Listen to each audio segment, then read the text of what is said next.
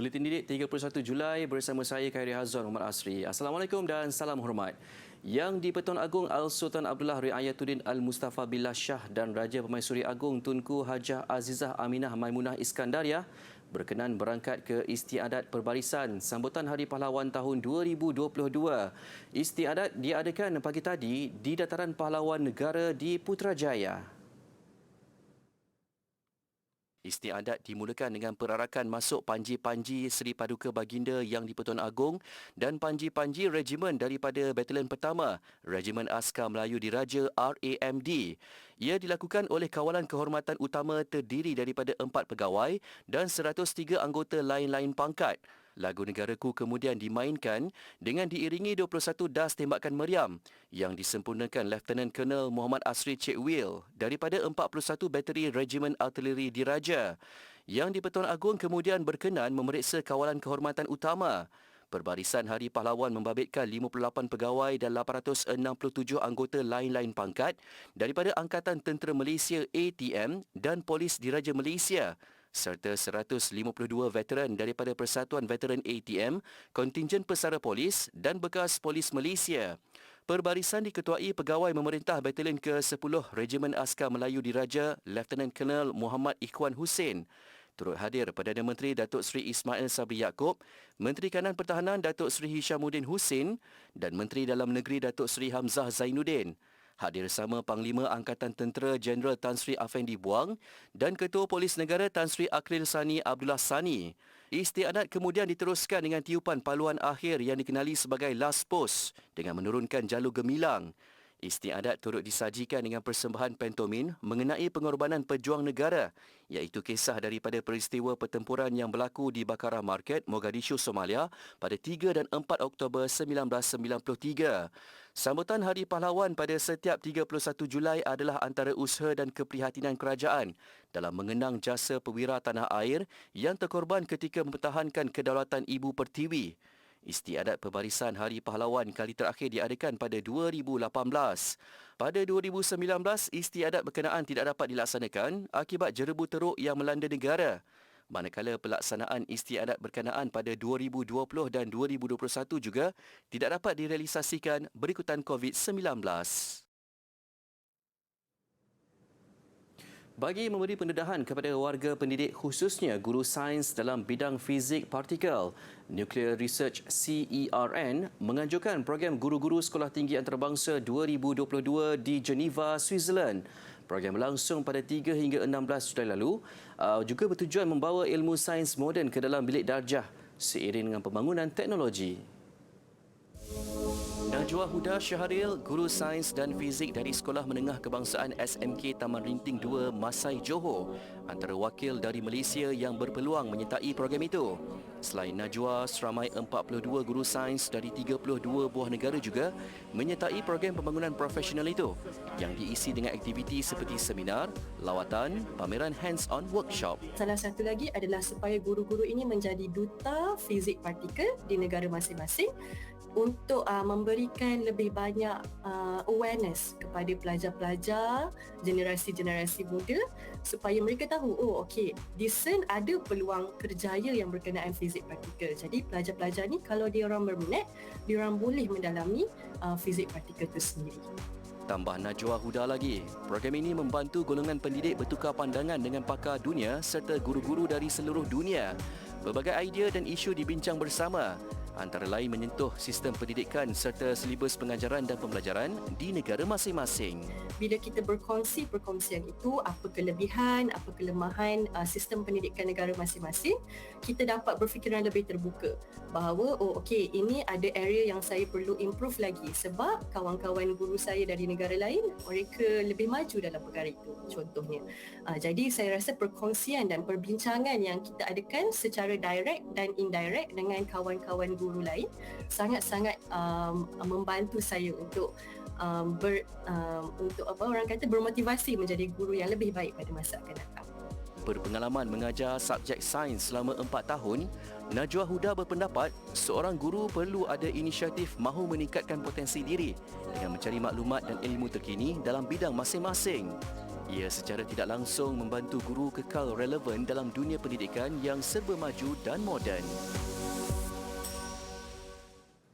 Kelab Aeronautik yang ditubuhkan Sekolah Kebangsaan SK Gong Nangka Marang Terengganu terbukti dapat meningkatkan prestasi ahlinya dalam mata pelajaran sains, matematik, kejuruteraan dan teknologi STEM. Dan meskipun masih di peringkat sekolah rendah, ramai daripada mereka semakin mahir dalam ilmu aeronautik dan sains fizik. Minat yang mendalam terhadap bidang aeronautik mendorong Cikgu Syed Hassan Syukri Tuan Hadi menubuhkan Kelab Aeronautik SK Gong Nangka pada tahun 2016. Pengambilan ahli kelab ini terhad kepada 20 pelajar setiap tahun yang terdiri daripada murid tahun 4, 5 dan 6. Melalui penubuhan kelab itu, pelajar bukan sahaja dapat memahami asas penerbangan tetapi turut berpeluang menerbangkan sendiri pesawat. Kita pilih pelajar-pelajar untuk menganggota di kelab ni, kita pilih. Kita letakkan kriteria tertentu dari kecembalangan akademik, minat yang mendalam dalam bidang penerbangan, dan kita letakkan juga syarat pelajar yang ingin menyertai kelab aeronautik ini mesti mempunyai saksiah yang baik, yang cemerlang. Kita letakkan sebagai satu motivasi juga pada pelajar ni. Bukan sekadar kelab di bawah unit kokurikulum, program pendidikan aeronautik ini juga menjadi sokongan kepada pengajaran dan pembelajaran PDP dalam kelas, sekaligus memberi nilai tambah kepada para pelajar. Program kita susun dalam bentuk satu kurikulum yang saya rasa agak komprehensif juga. Kita bermula dengan sejarah penerbangan, bermula dengan komponen pesawat, dan juga kita masukkan elemen matematik penerbangan, kita masukkan elemen sains, kita cerita sikit-sikit tentang prinsip Bernoulli dan sebagainya, sains-sains fizik yang terlibat dengan penerbangan ni. Kita ceritakan dalam bentuk yang mudah untuk difahami oleh pelajar di sekolah rendah ni. Murid turut mempelajari ilmu kejuruteraan aeronautik Islam yang menyingkap sejarah dan perkembangan aeronautik dalam skop lebih luas. Lebih unik, salah satu keperluan dan syarat dalam kenaikan pangkat setiap ahli yang dipanggil kadet adalah dengan menghafal beberapa surah tertentu. Selain pembelajaran secara teori, murid juga dilatih dengan kemahiran tertentu seperti latihan kemahiran kelangsungan hidup di air. Kami aturkan beberapa siri lawatan ke tempat-tempat yang berkaitan dengan aktiviti penerbangan ataupun industri penerbangan ini. Dan kebanyakan tempat yang kami lawat ni adalah tempat yang kata restricted, yang terhad lawatan. Jadi satu peluang yang sangat baiklah jika pelajar dapat kita aturkan mendapat special access kepada tempat-tempat yang istimewa ni. Aktiviti yang dijalankan melalui program ini juga memberi pendedahan kerjaya dalam bidang penerbangan, antaranya sebagai juruterbang, jurutera penerbangan dan pegawai trafik udara. Pelajar dari 4 buah sekolah di Pulau Tuba, Langkawi memukau pengunjung selepas berjaya mengendalikan kapal terbang kawalan jauh atau RC-Jet ketika sesi demonstrasi program kebitaran Sekolah Anjuran Lembaga Kemajuan Langkawi LADA. Ciptaan yang dihasilkan hanya menggunakan cardboard foam dan beberapa peralatan tambahan ini berjaya diterbangkan pelajar dengan pelbagai skil penerbangan. Program inisiatif LADA ini antara usaha membudayakan bidang sains, teknologi, kejuruteraan dan matematik STEM di sekolah. 4 kumpulan ini terdiri daripada 58 pelajar dari SK Pulau Tuba, SK Lubuk Cempedak, SK Selat Baganyor dan SMK Langkawi Pulau Tuba. Mereka menghasilkan RC-Jet masing-masing dibantu guru di sekolah dan percubaan pertama menerbangkan pesawat itu dilakukan hari ini. Walaupun ianya ujian penerbangan sulung, namun kemahiran yang dipamer amat mengagumkan. Mereka berjaya menerbang dan mendaratkan pesawat dengan lancar tanpa sebarang kerosakan. Projek yang saya buat tu dah dekat 4 tahun lah. Daripada darjah 6 ni. Mula belajar tu dah kena pada Cikgu Ron lah. Cikgu Ron ajak kan. Jumpa kat stadium semua. Saya pun dia apa aja main, baca kami main kan sekali semua. Sebab tengok orang main apa semua, so rasa teringin nak cuba. Ada cita-cita nak jadi pilot ke? Susah tak? Susah nak kawal tapi nak cuba. Untuk permulaan, kita tak galakkan peserta memasang propeller untuk kita nak menguji motor kita buat kali pertama. Jadi itu antara langkah keselamatannya. Menurut pihak Pejabat Pendidikan Daerah PPD Langkawi, inovasi ini merupakan hasil kerja pelajar yang dibimbing secara dekat oleh guru dan pihak sekolah. Dengan perkembangan positifnya, mereka bercadang mahu mewujudkan kelab penerbangan di 4 sekolah terbabit. Kita akan adakan satu kerjasama dengan LADA untuk menganjurkan 5, iaitu semasa 5 Langkawi pada tahun 2023, kita cadang untuk menggunakan tapak yang ada di SMK Langkawi ini sebagai mini 5 di peringkat Langkawi. Bukan itu sahaja, demonstrasi penerbangan sulung 4 pasukan ini juga ialah persediaan menjelang pertandingan peringkat kebangsaan yang akan berlangsung Oktober nanti. Jadi fobia terhadap sains dan teknologi dapat kita kurangkan, dapat kita memberanikan mereka untuk lebih mencuba teknologi-teknologi begini, dan secara keseluruhannya kita berharap bahawa agar pelajar-pelajar di luar bandar lebih berminat kepada bidang sains dan teknologi.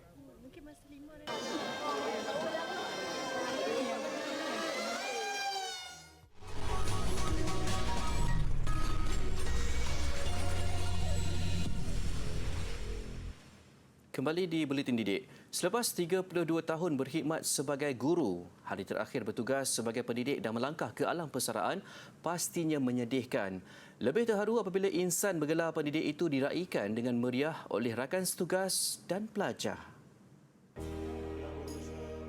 Bagi Abdul Halim Ibrahim, tidak terlintas di fikirannya untuk diraikan dengan penuh meriah dan unik pada hari terakhir beliau bertugas sebagai guru di Sekolah Menengah Kebangsaan SMK Sungai Soi, Kuantan. Majlis bermula dengan persandingan semula beliau dan isteri Sabita Jamaluddin sambil dihiburkan dengan pelbagai persembahan oleh para pelajar. Bapa kepada 8 cahaya mata ini kemudiannya diarak menaiki kereta kuda yang diiringi penunggang kuda terlatih. Perasaan tu memanglah sedih untuk meninggalkan dunia pendidikan yang telah saya terlibat selama 32 tahun. Walau macam mana pun, itulah suratan hidup kita. Sampai satu masa kita akan berpisah dan saya dah sampai masa saya, dan saya dengan gembiranya tinggalkan Sekolah Menengah Sungai Soi dalam keadaan yang sangat kondusif. Beliau mula bertugas sebagai guru di SMK Lembah Keramat Kuala Lumpur pada 1989 dan pernah bertukar ke beberapa sekolah. Abdul Halim kemudiannya ditugaskan ke SMK Sungai Soi sejak tahun 2017. Dalam usaha meningkatkan kesedaran orang ramai terhadap kepentingan menjaga kelestarian hidupan laut, sebuah badan bukan kerajaan NGO mengambil inisiatif membawa laut ke kawasan bandar. Menggunakan sebuah lori yang dijadikan sebagai platform pameran program Wheels on the Wheels Mobile Marine Education Nationwide, kini menjelajah ke seluruh negara bagi menyampaikan pelbagai ilmu serta kesedaran berkaitan hidupan marin. Dianjurkan Marset Research Organisation, pameran ini memfokuskan haiwan jenis mamalia yang hidup di laut seperti ikan paus, ikan lumba-lumba serta dugong. Pameran bergerak itu dibuat bagi memudahkan mereka yang tinggal jauh dari kawasan laut untuk lebih mengenali kehidupan marin yang terdapat di negara ini. Ia turut mengadakan pelbagai aktiviti interaktif kepada pengunjung yang hadir. Program ini sangat baik. Saya harap dapat meningkatkan kesedaran, khususnya dapat membantu mencegah pencemaran alam sekitar yang boleh mengakibatkan kehidupan mamalia ini terancam. Macam-macam benda yang boleh dapat pasal wheels ni. Lepas tu kita boleh dapat pasal sekarang kan pasal pencemaran semua kan. Sekarang kan banyak orang suka buang sampah semua kan. Macam itulah. Bagi kesedaran kat anak-anak lah. Kita lepas tuition datang sini main untuk bagi mereka memperkenalkan semua kehidupan dalam air tu tapi dalam bahasa Cina. Mereka semua budak Melayu tapi belajar bahasa Cina dengan saya. Ya, jadi hari ni kami praktikal keluar dari buku itu. Dalam buku sains tu mereka nak belajar semua hidupan kan. Tapi semua dalam buku tak syok sangat, tapi hari ni semua ada kat sini.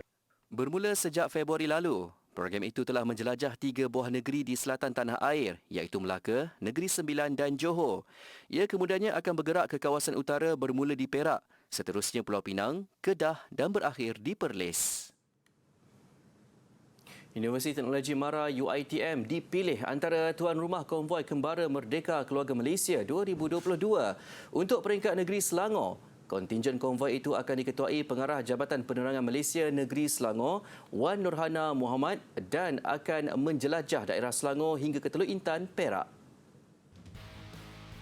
Konvoi berkonsepkan PAS pattern ini akan membawa jalur gemilang ke seluruh negara dan diserahkan di setiap sempadan negeri. Kontingen itu diwakili semua kementerian, jabatan, agensi dan pertubuhan bukan kerajaan NGO serta UiTM dan akan menaiki 12 kenderaan jenis pacuan 4 roda dan 25 motor berkuasa tinggi. Mereka dijadual menyerahkan baton jalur gemilang kepada Ketua Kontingen Negeri Perak esok di Teluk Intan. Pemilihan UiTM sebagai antara tuan rumah tahun ini bertepatan dengan usia 65 tahun universiti itu, sekaligus menyamai usia kemerdekaan negara yang ke-65 tahun ini.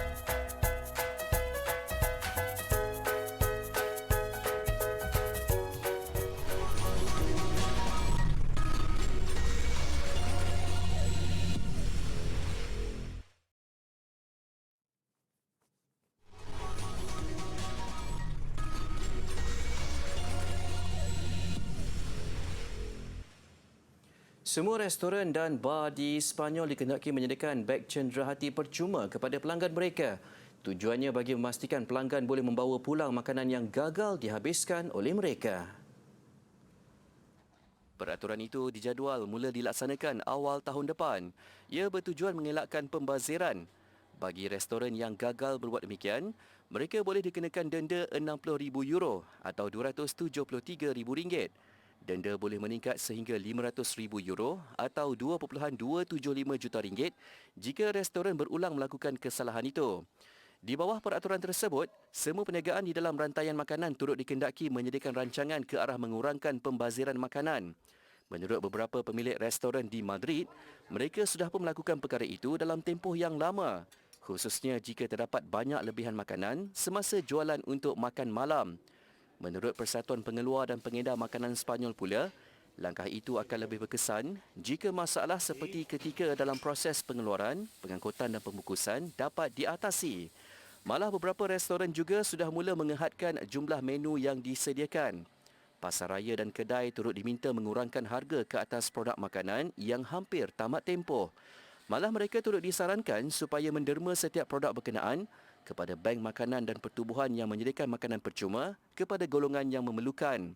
Ketika ini dianggarkan terdapat lebih 1,400 tan makanan atau nilai sebenarnya RM75.85 juta dibazirkan di Sepanyol setiap tahun. Seperti yang berlaku pada kereta, skuter dan motosikal, permintaan ke atas bot elektrik di Australia turut meningkat kebelakangan ini. Puncanya kerana kenaikan harga minyak. Bagi yang sudah menggunakan bot elektrik, banyak kelebihan boleh dinikmati. Paling ketara kerana ia mesra alam sekitar.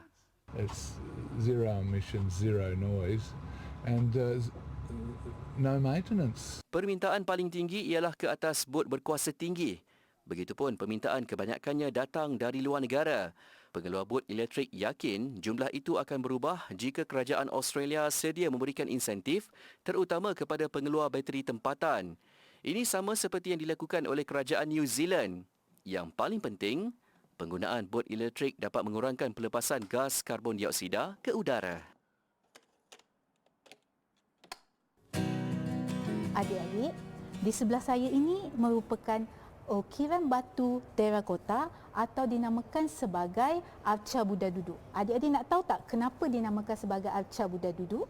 Adik-adik boleh tengok, kalau tengok ukiran batu terakota ini, dia ada gambaran atau ukiran berupa seorang Buddha yang sedang duduk atau bersila. Jadi sebab itu dinamakan sebagai arca Buddha duduk. Arca ini telah dijumpai di tapak 21/22 di Lembah Bujang, Kedah. Dan artifak ini juga merupakan salah satu daripada objek warisan kebangsaan pada tahun 2009. Arca ini mempunyai langgam yang mirip dengan arca-arca Buddha zaman Chola dari India Selatan pada abad ke-10 atau awal abad ke-11. Dan juga arca ini dianggarkan berusia antara 1000 hingga 1100 tahun. Dan jumpaan ini juga menggambarkan atau menunjukkan bahawa terdapatnya pengaruh Buddha di kerajaan Kedah Tua pada suatu ketika dahulu.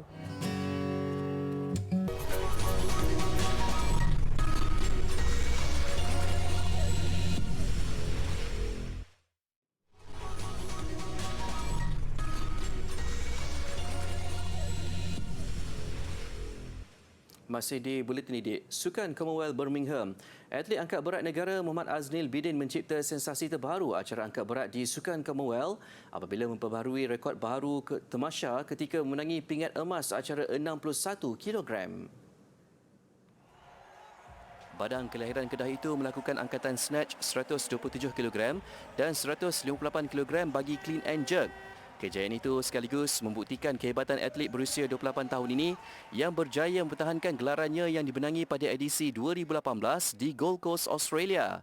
Atlet Papua New Guinea Moria Baru memenangi pingat perak dengan mencatat angkatan keseluruhan seberat 273 kg. Sementara gangsa menjadi milik Guru Raja Pujari dari India dengan angkatan bebanan 269 kg. So, untuk tanding saya dengan coach cuma senanglah sebab di latihan kami, tempat training kami sudah buat angkatan yang lebih. So cuma coach pun cakap buat semacam tempat yang macam di SEA Games aja, sebab dari ranking semua coach cakap cuma buat bagi jadi. So saya tak terlampau pressure lah. Sebelum ini, kem angkat berat negara turut menjadi tumpuan apabila menyumbang pingat emas pertama menerusi Muhammad Anik Kasdan dalam acara 55 kg.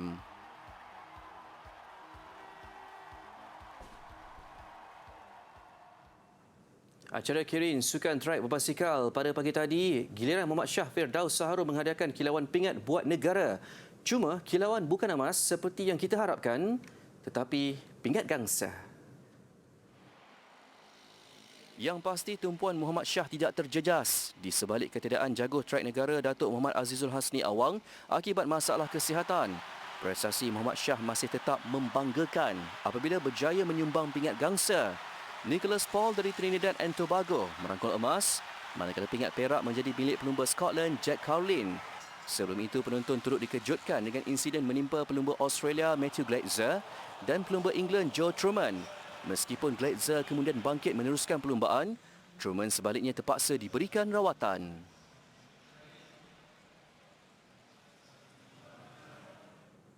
Acara renang, 5 rekod kejohanan diperbaharui. Salah satu daripadanya menerusi acara 50 meter kuak kupu-kupu lelaki. Menerusi perenang England Benjamin Proud, 22.81 saat, sekaligus memperbaharui rekod lama yang sudah bertahan selama 27 tahun. Pingat perak dimenangi perenang Singapura Zin Wei Tiong, manakala gangsa milik perenang New Zealand Cameron Gray.